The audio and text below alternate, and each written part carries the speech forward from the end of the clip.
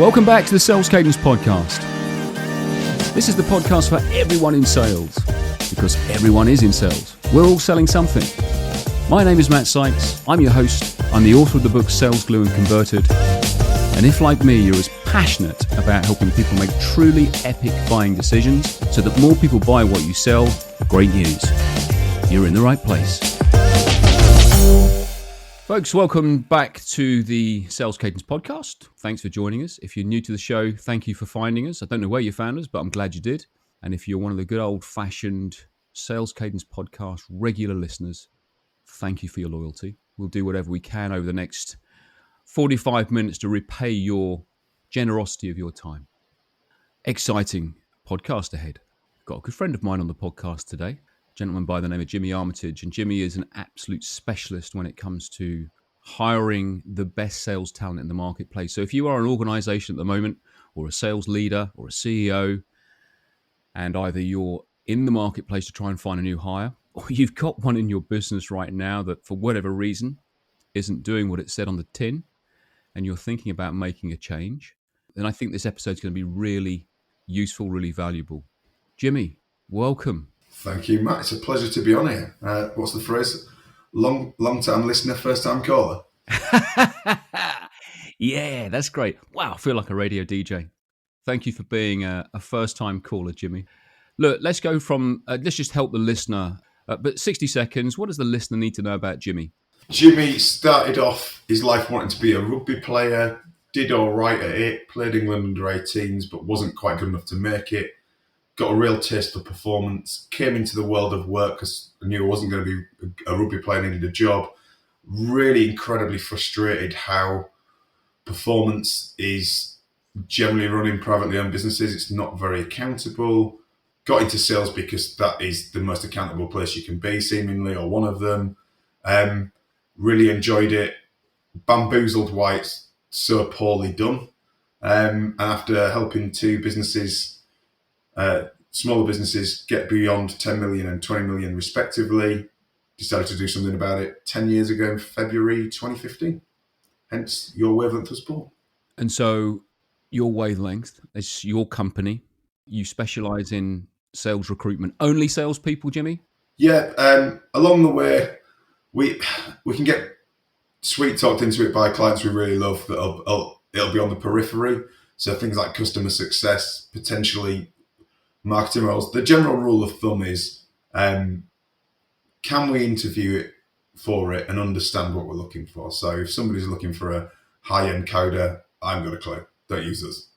So invariably, 99% of the time, it's about sales or managing director, general manager role. Two questions. When did you make your first sale? Really curious to know what started it all off for you. And then the second thing is, when did sales become important for you? Because there's a time in everyone's life where all of a sudden the light bulb either goes on or the pain gets so painful that they think, this sales thing, I probably just need to take a bit more attention. When I'm in my first sale, I suppose it depends what you count. I always negotiate my own contracts in rugby, which makes it sound grandiose. It was like 50p in a toffee crisp, so let's not get excited. But that's the weird thing, where you're essentially selling yourself. You know, like, what are you going to bring to the team? What are you worth? This is what I think you're worth. Obviously, your number's bigger than their number, and you work away. So that was sort of a good proving ground, but it's not really sales. Like the vast majority of people I speak to, I fell into it. So I was actually working for the best boss I've ever had, Phil Moses, in car rental when I was 21 to supplement my poor rugby earnings. And I was actually in an operational role. And he brought in a sales contest, and the winner won a crate of beer. Now, 21-year-old Jimmy was highly motivated. He was also living with three of the rugby players to win a crate of beer. So, and he showed me what I needed to do, which was involved ringing on the phone or taking the incoming calls and trying to upsell. And I won it. So I was like, well, I like this. It's a good payoff. Let's do this again. And so that was it. So that was 19 years ago, I think. Was that enough, that crate of beer, was that enough for you to have that sort of light bulb moment around sales? When did it get really important for you? When it got really important for me was when, and it was through a relationship with Phil. I actually went and worked for another business. So I went to a bigger rugby club back down south. Went to work for another business that sold food to supermarkets, and got involved in that and realised that's where the real performance piece came in, where I was like, why are people talking about doing something and then not doing it? Like in the culture that anyone who's done sort of sports or performance, you don't get away with that. There's no chance you're benched. So it's we're in this meeting. This is what everyone said they're going to do. We come back to the meeting. They haven't done it. I don't get it.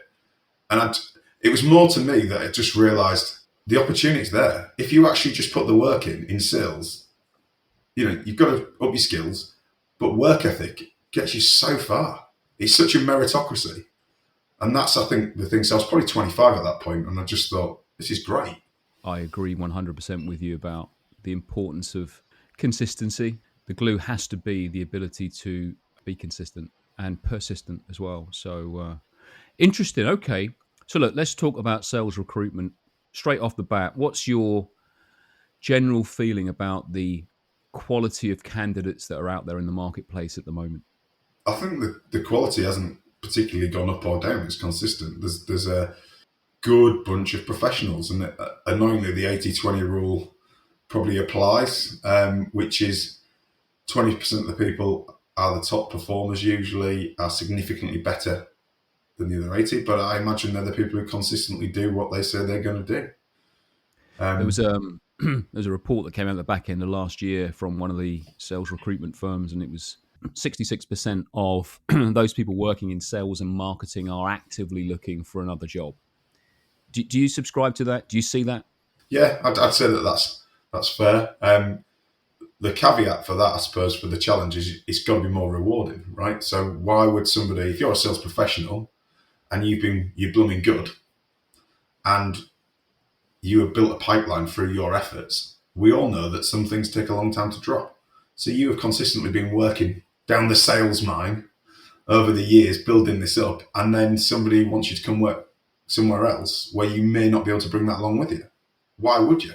There's got to be. And so I do spend a fair amount of time articulating to SME business owners and sales leaders that you might want champagne, but you can't pay lemonade prices. So as long as we understand that. Are there some sort of telltale signs that you would see in an organisation where they are effectively, and sadly, whether they like it or not, promoting, fostering a culture or an environment where people do feel the need to go and look somewhere else? Are there some things that organisations don't get right, Jimmy? Yeah, there's the common. So I interview about 30 sales professionals in a month. Changes, but on average, I'd probably say about 30 a month. And the top performers that are looking to move have a few common stories that seem to happen. So someone's messed with the money. So the commission that was agreed and signed is now getting renegotiated, and it basically means they're worse off, which is difficult to take when they've been working for 18 months, building up, especially if it's high ticket, high bespoke sales that have taken a long time. Someone said, by the way, instead of getting £30,000, we're going to give you 12 and probably spread it across the year. It's like, Yeah, I guess as well, the driver behind that is good performance, right? I don't think too many organisations are cutting bonus because someone's underperforming. What tends to happen, certainly in my experience, personal experience, you overperform and the organisation goes, hang on a second, it's starting to look a little bit tasty for us. We just need to reduce that commission that we paid to you to keep you in line with industry standards. So yeah, I certainly can relate to your first point there. So cocking around with commission, I get that. No one likes to have their bank account touched. What else? Capacity. So the ability to deliver what they're selling. Whether that's you're selling a solution that's like a business consultancy or a project management or some big piece of works, and either the quality's dropping off or actually you can't get the job done, or it's like, a stock issue, cash flow, whatever. High growth businesses seem that to happen quite a bit. So they start off at a certain size, they bring in these salespeople, they get fortunate the salespeople are really good, but they didn't really believe the salesperson was going to be that good, so they didn't really reinforce it. Now, when you're on a basic and then a generous commission, and you can't earn that generous commission anymore because there's literally no ability to sell, time to move. Jimmy, how would you define a really good quality, a high quality sales person, so that you think to yourself, right, I can really place this individual, or my client that I'm looking for would really fit with this guy or girl? What are the 2 or 3 characteristics that you see that makes you go, wow, this person's got it? It would amaze you, I suspect, how many people haven't bothered to go and do a deep research, especially in this day of AI, where you can get some pretty good stuff quickly. So the first thing is they understand what the company does, who they sell to, who the leaders in the business are, and how they are bringing strengths to those tables, like how they fit that. So that would be the first obvious thing. The second thing is they're able to articulate their recipe book, if you like, their playbook, how they go about creating sales. So the vast majority of roles that I do have a large amount of hunting, winning new business. They still have elements often of managing existing clients, but it's what we really want, what we're paying the big bucks for, are people who are going to come in, win that business. So take me through in detail how you've done that multiple times. Explain that. Why did it work? What didn't work? What would you do again? It's just that understanding, and then being able to articulate your schedule for doing that. So it's not just you do a bit of this and you do a bit of that. How many? Basically, you got a plan, is what I'm saying. Are you seeing that translate into people's CVs, Jimmy? I mean, I guess one of the big criticisms sometimes that we can see out there in the marketplace when it comes to candidates trying to find jobs, CVs lack that tangible detail. Those numbers, those conversion rate percentages. I moved it from X to Y. I found this piece of business, it equated to this amount of EBITDA. Are you seeing enough of that in the marketplace? No, and you're right. That's a good point. All of the game changers bring those to the table. So what we do is effectively, I don't trust CVs.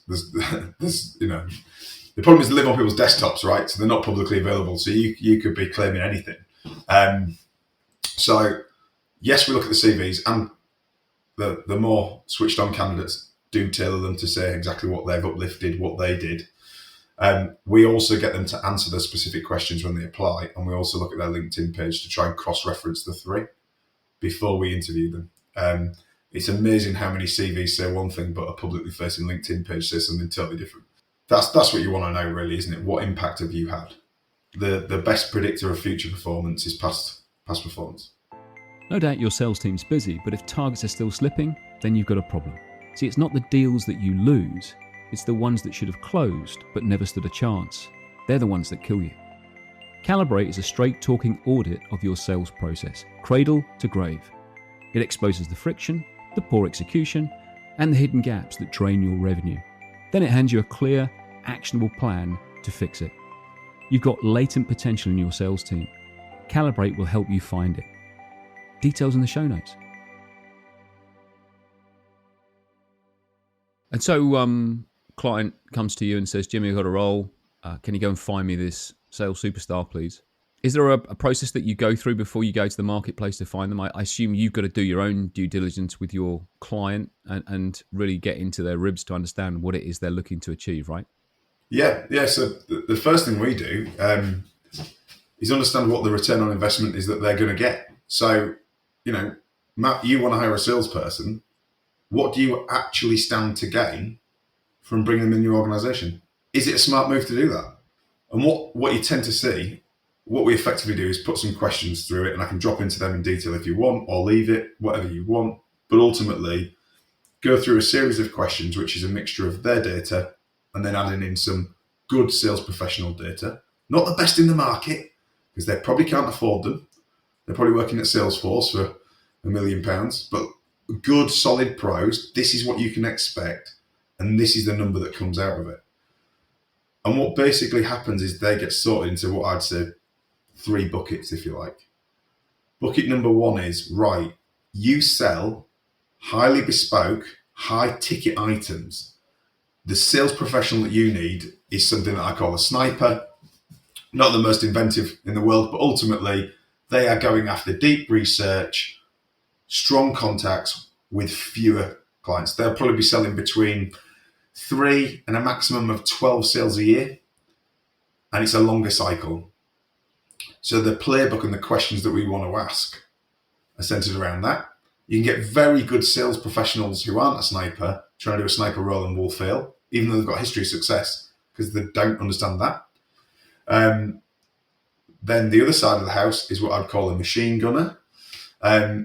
Not directionless, not shotgun, but it is to steal your word, a good cadence, a good volume of contacts. You know, if you want to bring on 30 new clients, you might need to speak to 180 people. To get those conversations with 180 people, you might need to do God knows how many dials, emails, LinkedIn messages, events, whatever you're doing. So it's just understanding the game that you're in. And then the third group, which is really, really common in the SME world, is I don't think you should hire a salesperson. I don't think you're going to get a return on investment quickly enough to front up the salary of this person and all the other costs that you've got and the risk, when it looks to me that your model isn't going to pay you back till year 2. Why would you put that money in? That's really interesting. I mean, so it's a classic sales conversation, basically. But are you telling me that you've got clients, or a client potentially might not have gone through that ROI process themselves before they decided to hire? I have never met, in 10 years of doing this, and in the previous however many years it has been working in SMEs in sales, 19 years in total, 9 before that, anyone who's ever done that. Now, what they've got is a sales target and what they think is gonna come back-ish, but in nowhere near the detail that they need to have. So, like, I'll give you a real example. In a positive swing, we went through it with my client. They're 48 years old, second generation business. Providing they don't mess up the first order, was their words, they will keep a client for 10 years. When they calculate, their target was to bring in 28 new sales, which was very achievable in a year. If they get a sales professional that does that, they stand to make £4.5 million gross profit over that 10-year period. But they had no idea. Now, when you think about that, then you come back to the conversation around what salary should you pay? Should you invest in somebody to train them, mentor them? Should you offer a company car? That gives you a much better context than, well, my mate Dave down the pub says we pay 40 grand, and actually we've always paid 40 grand. Well, what's your sales performance like? Well, that's not very good. Right. Well, do we do the same again? Or do you recognise that a £4.5 million opportunity over that 10-year period is a significant enough of an upside for you to do something different? I might be asking a stupid question here, but I'm good at asking stupid questions. So my wife tells me, are you sharing that ROI information with the candidate? Not the gross profit over the lifetime. No, I think the point I'm trying to make badly, Jimmy, is obviously going through that exercise with your client, which says, look, you know, realistically speaking, we can help you find somebody, but in order to find the right person, you need to tell us what you expect them to do in year 1, year 2, for argument's sake. Basically, the ROI case you just went through. Once you've achieved that with your client, you then go to the marketplace and find, right, I need to go and find a candidate that can do that. And so are you having that same conversation with the candidate that says, look, I've got a client and they are looking for someone to do this? Are they fully aware when they start talking to you about the role that that's the requirement? Yeah, and we put it in the job advert. So there's a step in between, which is sort of the bridge between understanding what your return on investment is and recruiting the right person. And that bridge is having a playbook, right? So in that instance, we want 28 new clients this year. Great. What are the actual activities and schedule of works that needs to be delivered to achieve that? Now, that example is a machine gunner, right? I've got another client that is looking to get 7 new clients in a year, but they are high end, right? So the total sales target is going to be about 1.8 million, and the profit is going to be somewhere between 600k and 800k. Those two playbooks look very different. And so when you're clear on that and the expectation, you can then interview people based on the fact, and attract the right people before you interview them, based on the skill set, sniper or machine gunner, if that makes sense. Yeah, it makes total sense. And just help me understand a bit more around that ROI conversation you have with your client. Is it detailed? Is it really detailed? It's not as difficult as it sounds. I mean, obviously, depending on how well they know their numbers. So basically, if we're going to sit with you, what we would say is, right, Matt, tell me about your ideal client. I don't want your average client. I want the ones that move the needle because we get to choose who we aim at, right? So tell me about them. Great. What do they spend with you in a year? Right. How many years do they keep spending with you? Right. What gross profit do you make on them? Right. What is your close rate? So if you had 10 qualified meetings, how many of them are coming on as clients? Most of the time they don't know, being really honest. So what we do is the industry standard of 3 in 10. If in doubt, we try and undercut it, because there's no point in coming up with really exciting numbers. Then what we do when we take those numbers is put in some real world sales activity numbers of what we can expect. How many outreaches per week? How many proposals are going to go in a month? We know what the close rate, if it's 3 in 10, it's going to be 30% of them closing. Are we happy with that? And then we can start to move up and move down. And then we can move into a conversation of, well, what are we prepared to pay? At which point, sometimes you have to have a difficult conversation going, that's great. You want an absolute superstar. Insert any sporting analogy you want about football strikers or whatever. And then you want to pay hardly any money. That's great. We don't like that deal as employers. No one wants to take it. So what are we going to do?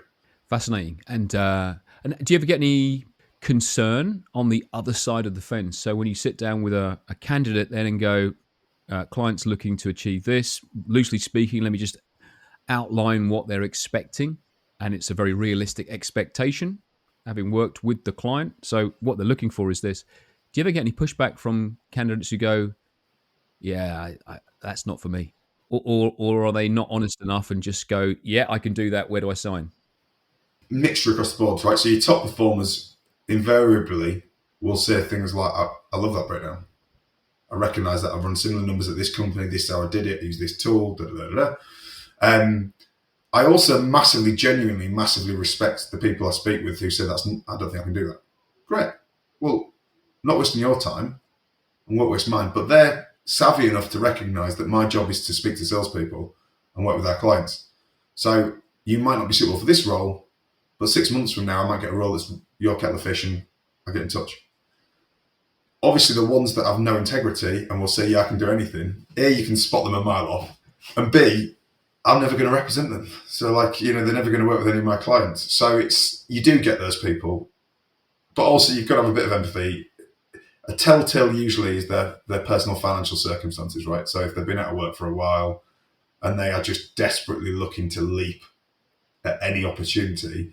But what I then share with them is saying, look, if you jump into the wrong role, I'm not doing you any favours, because your CV's then going to have another blot on it, and then another one, and then another one. And somebody's going to go, I can't put you in front of an employer. They're going to be asking me what the hell I'm thinking.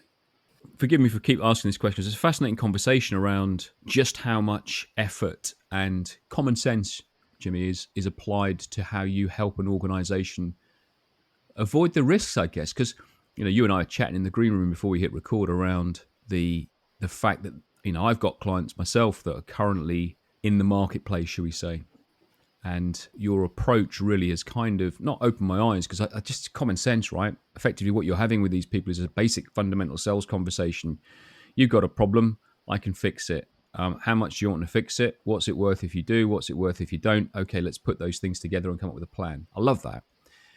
Once your client has come up with the ROI plan and you've gone to the marketplace and you found, a handful of really applicable candidates, how do you separate which is the ideal one? Is that your role, or is it their role to do that? Are you just putting a handful in front, or are you also involved with the sort of final selection process?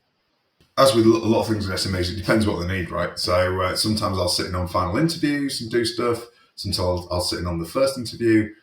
But effectively, my job is to make sure that everyone we put forward, whether that's one person, because there's only one person that I think is absolutely right, whether that's 4 or 5 people, is that every single one of them, I believe, can perform in the role, but also understanding that which one do they want to work with.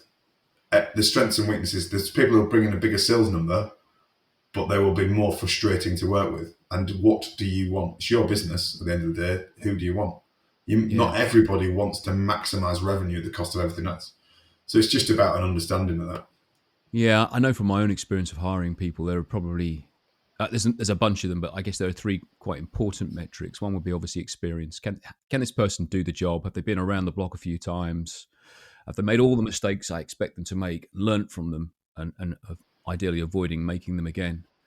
So experience, I guess, is a key component. Attitude, really important. It's a trite statement, but hire for attitude, train for skill kind of does make sense. I'd much rather have somebody who's up for it every day and really keen to lean in than someone who's been around the block a few times and is just going through the motions.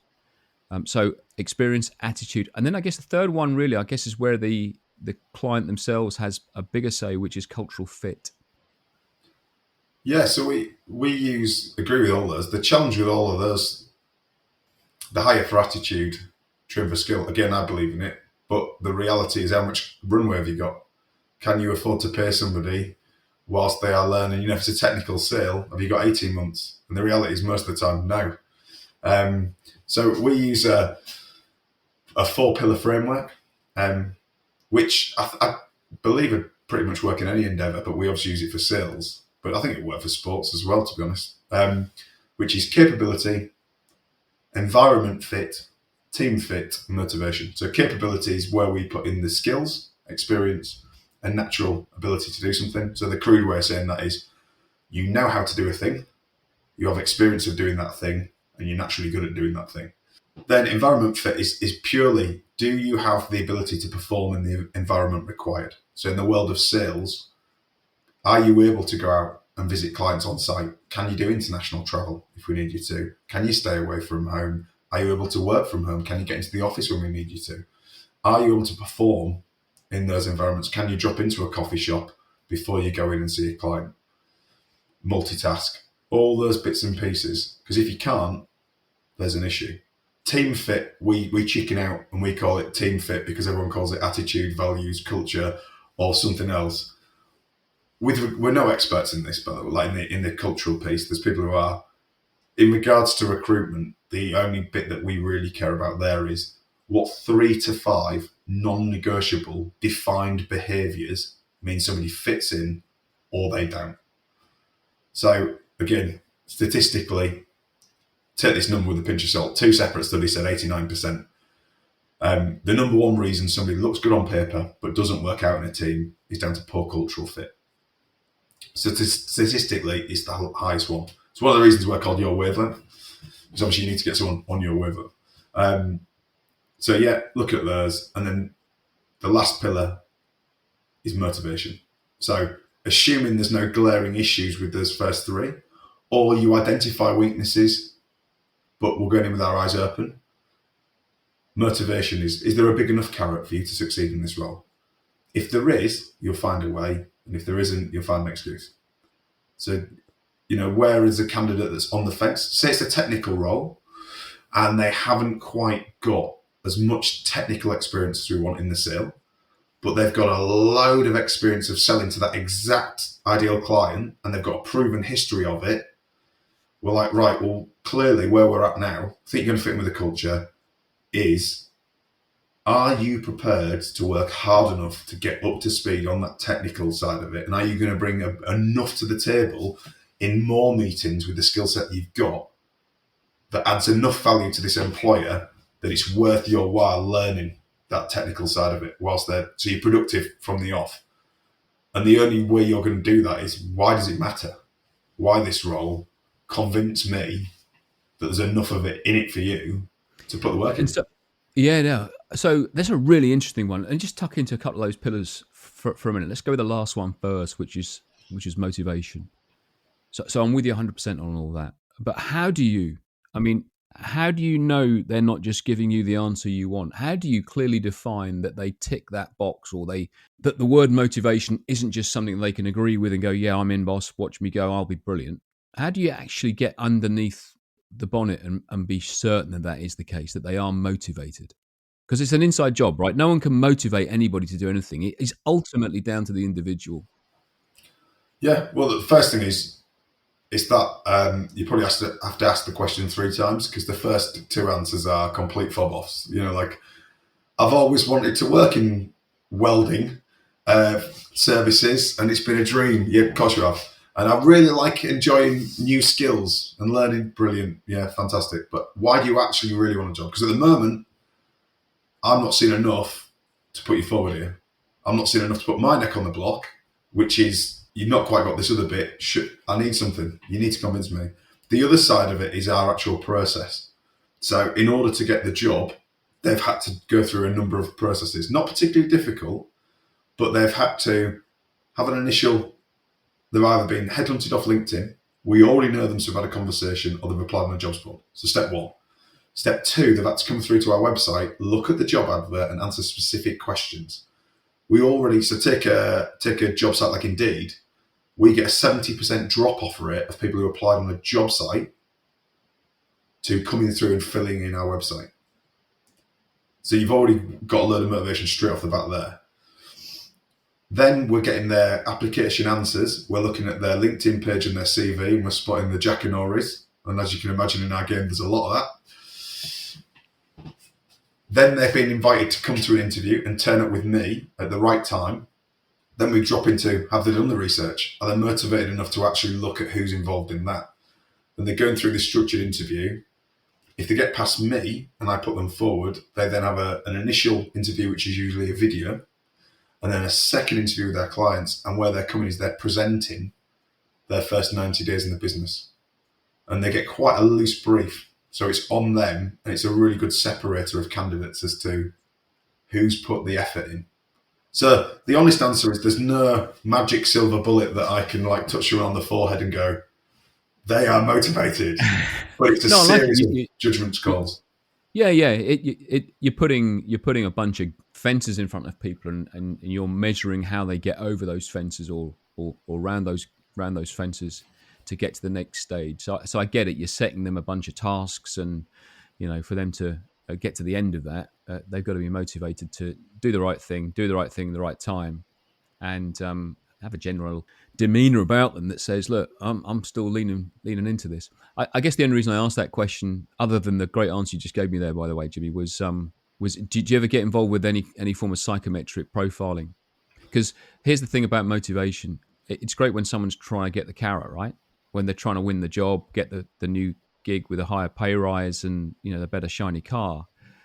I can get quite motivated, and most people can when things are looking good. I guess the most important motivation factor is what happens when it all goes to custard. You're 9 months in, you haven't got anywhere near where the employer was expecting or hoping you would, and you're under some kind of pressure. What's your motivation like then? I was just curious to know if you got some way within the process of exploring that area.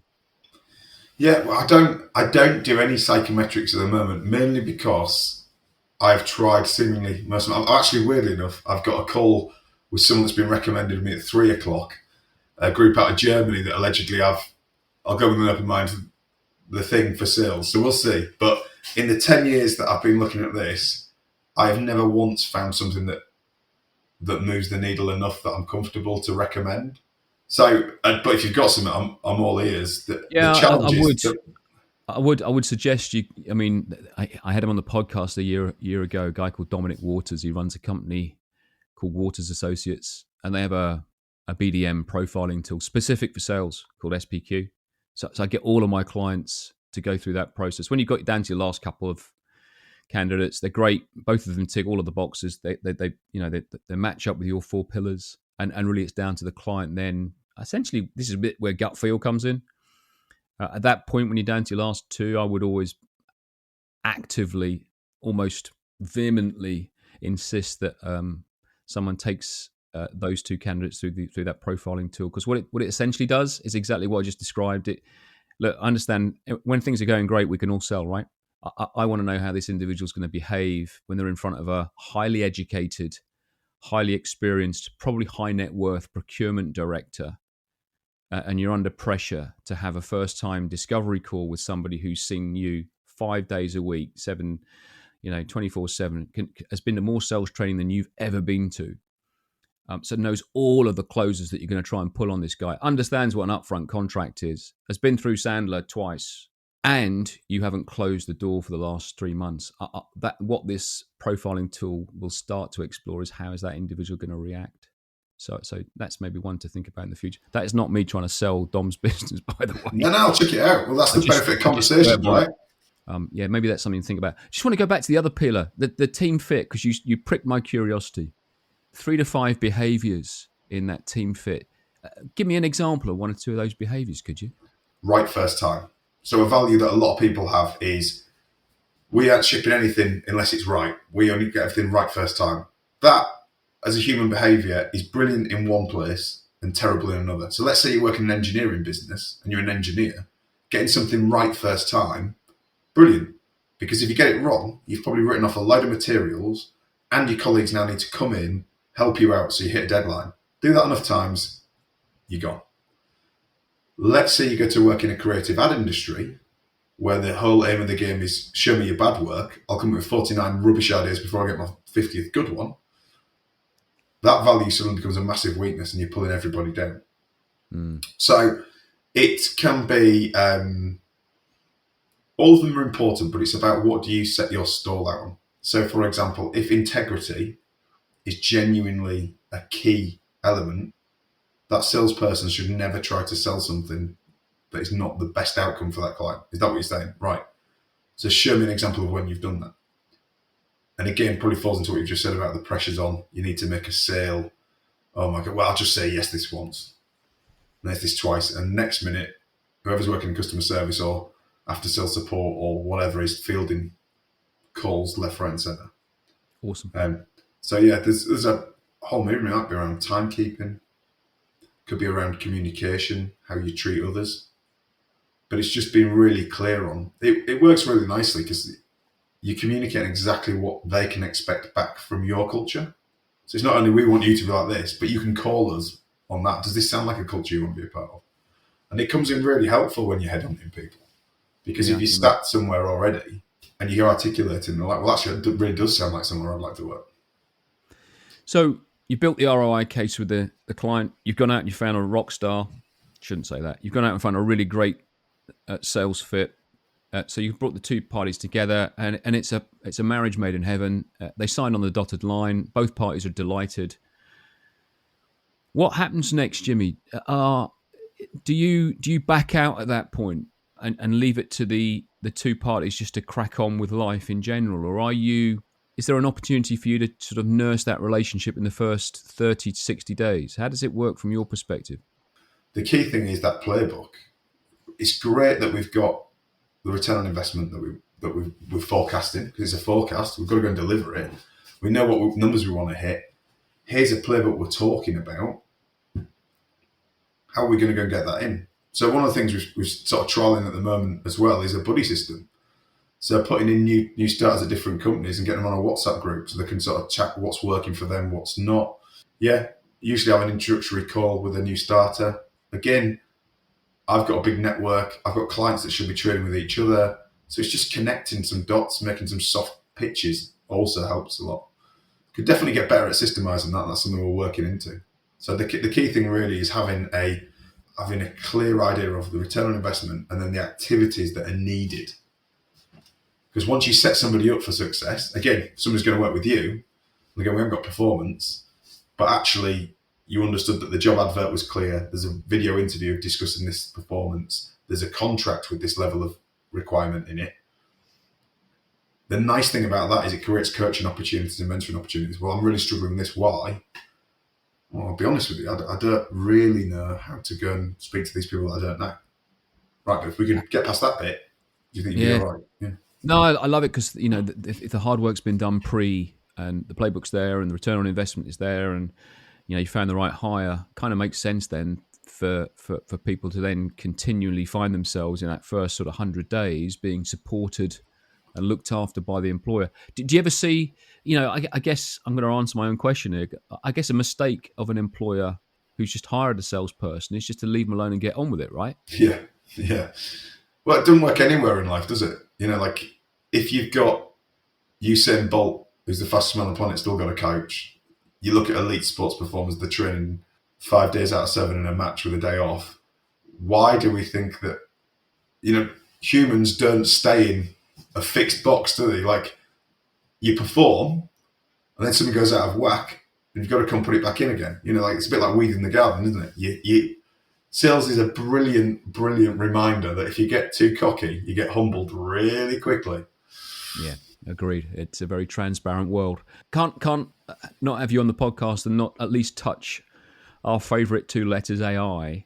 You see much of that in your world when it Yeah, comes to recruitment? yeah, across the board. So we've got people answering our questions with AI, which I have no issue with. I think it's quite smart use as long as it stacks up. People rewriting their CVs with AI gets you an interview, doesn't get you anywhere else, because very quickly you're like, well, this person is not the one that's on that paper.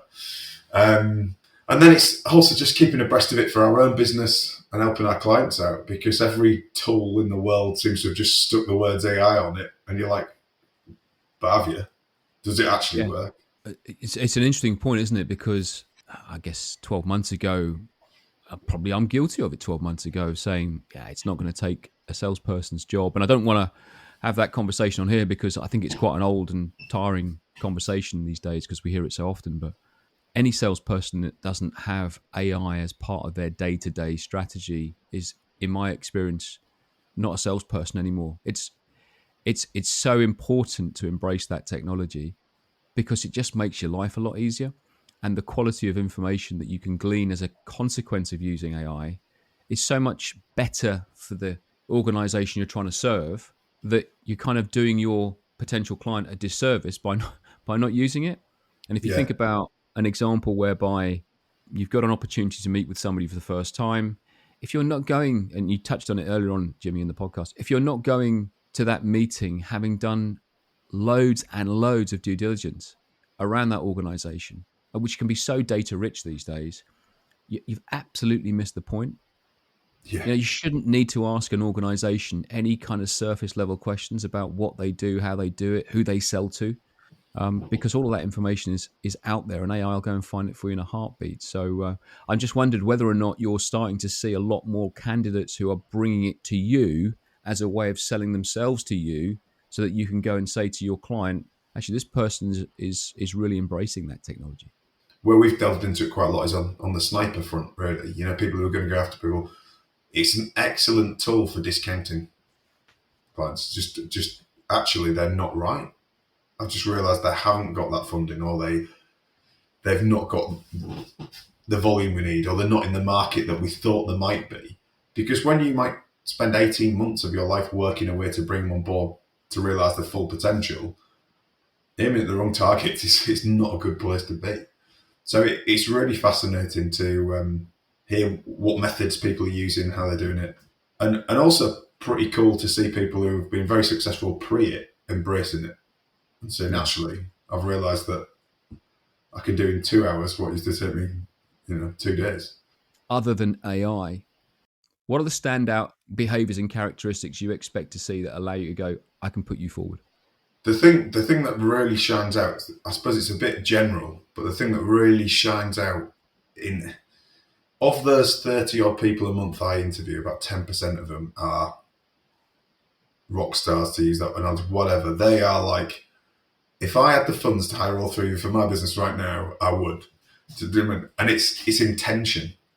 So all the tools, all the software, all your scheduling, how you do it, their intention of everything that they do at work is to move their relationships forward with these people are going to move the needle, these ideal clients. Everything is centered around that. They don't waste time. When you talk to them, they know it. And they can adapt with the times. And if you show them a better way of doing it, they're like, great. So sometimes I'll share tips because we'll be riffing in a conversation that I'm recording, an interview, and they'll say, well, I'll do this, this, and this. And I'll say, well, actually, another top performer I interviewed shared this. Is that something you've considered? And you can see their eyes light up and they get excited and they're like, no, I've not heard of that. I'm going to write that down. So I think the main thing is obsession's too strong a word because you want people who are balanced. Yeah. But that intention around, that's my world. The other thing is, I think it's really difficult, particularly, so I work exclusively with privately owned businesses. I don't work with big blue chips. So it might be different in their world. But in the privately owned business world, I think the lines between marketing does these activities and salespeople do that activities are so blurred these days, in that you need a personal brand. Cliche word, but you need to be actively showing evidence. Again, because your buyer's probably going to do AI back to you, but showing evidence that you know what you are talking about and you're passionate about it. Are you posting? Are you doing a video? Are you attending networking? Do you comment? Is there anything about you that, if I look at your LinkedIn profile, does it reference what you do? They do that. They're credible. So let's just touch on that. It's a really important point.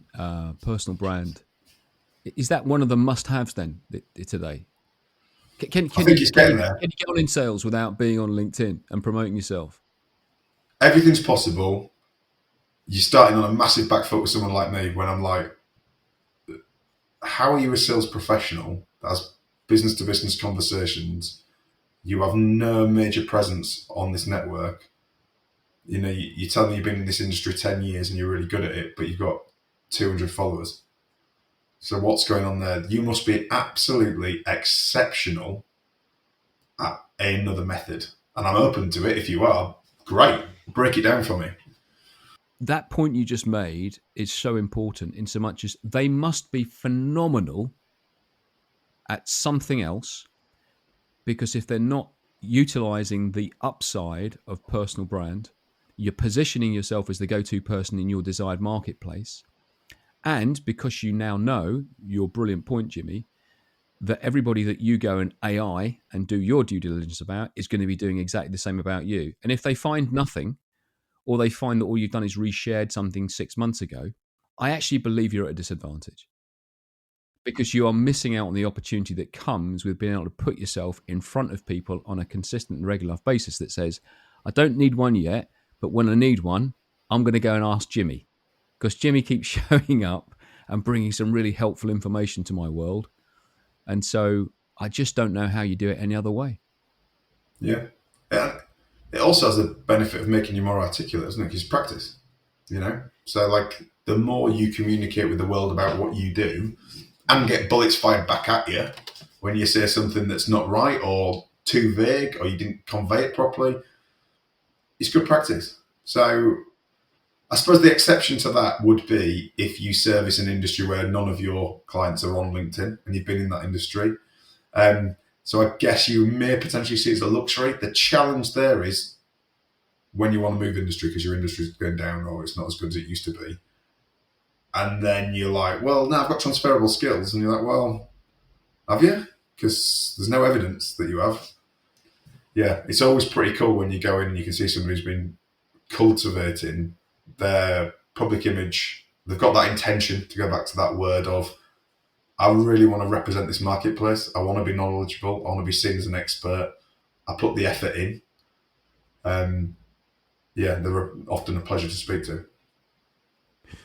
Jimmy, we're reaching the top of the hour, and I think it's really important that, whenever I meet people who are really good at what they do and they give a shit, and actually they are able to help people improve their own position.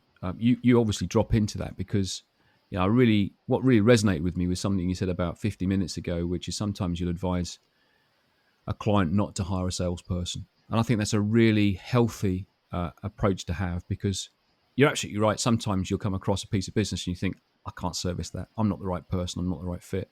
Or in your case, you don't need this person. You're not ready for it yet. And so for me, it's really important that people find more about you. Where just, again, do the proper pitch this time. Your wavelength. Just tell the listener exactly what you do, how you do it, and where they can find more about you guys. Very simply, we recruit performing salespeople for privately owned businesses. You can find us on our website at yourwavelength.co.uk, and you can find me on LinkedIn. Very active on there. Jimmy Armitage, sharing quite a lot of these thoughts in more detail and visuals and all sorts of bits and pieces. Awesome, Jimmy. I've loved spending time with you on the podcast. Wish you huge success for the rest of 2025. And thanks for carving out the time. It's always a pleasure to talk to you. Thanks for having me. Really enjoyed it, mate.